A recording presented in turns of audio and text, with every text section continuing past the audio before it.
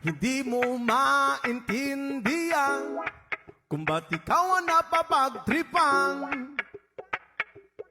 ng halik ng kamalasan. Kinapang mong marahan ang hagdanan para lamang makidlatan sa kaitaas-taasan. Ngunit o kaibigan, huwag kang magpapasinda. Kaibigan, easy lang sa iya.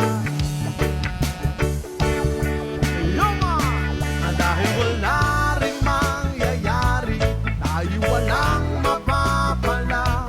Huwag mong pigilan ng pagbuhos ng ulan.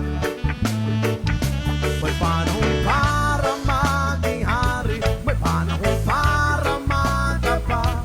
Dahil ang buhay natin ay sadyang ganyan. Umaaraw, umuulan, umaaraw, umuulan. Ang buhay